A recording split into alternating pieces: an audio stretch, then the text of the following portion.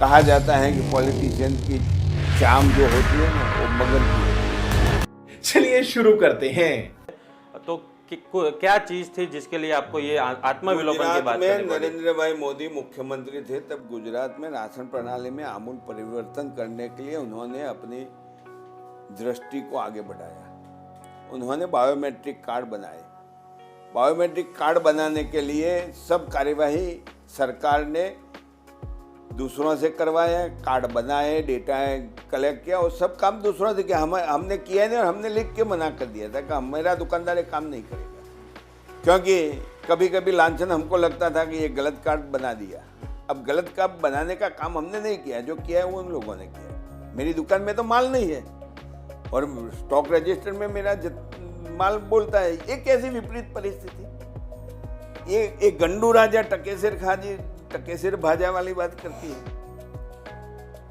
तो फिर मैंने उसका भी विरोध किया है कि ये परिपत्र रद्द होना चाहिए। मुझे कहा गया कि परिपत्र रद्द नहीं हो सकते, ऐसा है। तो मैं इन लोगों को ये पूछना चाहता हूं कि किसान के बारे में जब संसद ने 3 कानून पेश किए, उसको राष्ट्रपति ने साइन किया, आज वो कानून अस्तित्व में नहीं है। जो वो हो सकता है तो ये तो परिपत्र है, क्यों नहीं हो सकता है? आपको सरकार के पास क्यों जाना पड़ रहा है? क्या आपके घर पे ही जो व्यक्ति है नरेंद्र मोदी, वही पूरी सरकार चला रहे हमारे हैं? भाई ने 70 में घर छोड़ दिया है। वो भारत माता का लाल बन चुका है। हीराबा का लाल तो खाली कहने का रहा। नहीं, पर परिवार का तो जो नहीं, इमोशन होता है वो रहता है। नरेंद्र भाई परिवार के मामले में आते ही नहीं है। वो तो एक माँ है तो माँ को मिलने को आते हैं। बाकी हमारे यहाँ कोई अच्छा प्रसंग होवे, कोई बुरा प्रसंग होवे, कभी नरेंद्र भाई नहीं आते। वो बात ही खत्म है, परिवार वाली बात ही नहीं है। इसीलिए ये सोच हम नहीं करते कि हम वो भाई को कहेंगे हम वो काम कर देगा। आपने जंतर मंतर पर भी विरोध किया था दिल्ली जाके। मैंने विरोध नहीं किया है, मैंने मेरी मांगों के लिए बात की है कि मनमोहन जी की सरकार में जो हो रहा था, इसलिए हमने उस टाइम ठाना था कि सरकार बदलनी है और हम सब लग गए थे सरकार बनी और भाजपा की सरकार बनी। लेकिन हमारी अपेक्षा के साथ बात, पीएम हाउस जाके मिल लेते और उनसे अपनी राय रखते तो वो पीएम हाउस सब्जी मंडी थोड़ी है। ये बात ही गलत है। ये मैं स्वीकार नहीं कर रहा हूँ। हाँ, पीएम ऑफिस से न्योता आएगा तो हम जाएंगे। आता है न्योता? आज तक तो नहीं आया है, आएगा तब सोचेंगे। अच्छा, अभी गुजरात में चुनाव आ रहे हैं और आपका ये जो आपकी जो बात है, आपकी जो राय है, काफ़ी भाजपा समर्थक ये भी कह रहे हैं कि इसकी वजह से नरेंद्र मोदी जी की छवि खराब होगी, या ये पब्लिसिटी के लिए आप करते हैं? तो जो लोग कहते हैं वो आ जाए मेरे सामने, मैं उसको समझा दूं कि मैं गलत हूं तो बता दे। नरेंद्र मोदी जब यहाँ पे सीएम थे तब वो बात करते थे कि केंद्र में और कोई दूसरी सरकार है, उसकी वजह से गुजरात के काम नहीं हो पा रहे।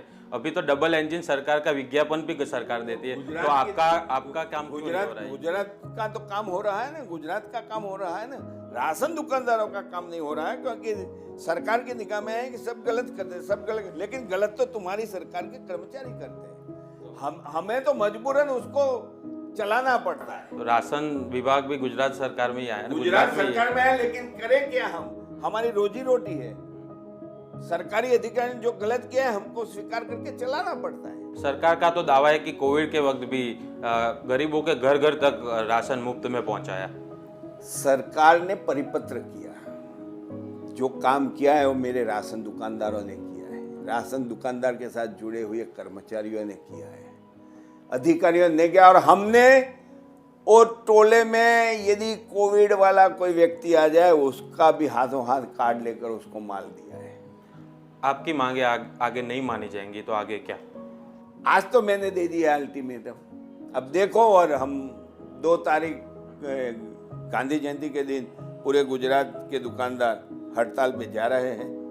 दिवाली उसकी सुधार देंगे सरकार की। जैसे दुकानदार हड़ताल पे जा रहे हैं, वैसे ही आरोग्य कर्मचारी हो, टीचर्स हो यहाँ के, और भी जो सरकारी कर्मचारी हो, वो भी धरना प्रदर्शन कर रहे हैं। तो अभी चुनाव भी आ रहे हैं, तो क्या क्या कहेंगे आप इसके बारे में? ये तो मौका है तो सब कुछ पाने के लिए करना ही पड़ेगा, क्योंकि तब तक तो कोई सुनता नहीं है। कहा जाता है कि पॉलिटिशियन की चाम जो होती है ना वो मगर की होती है।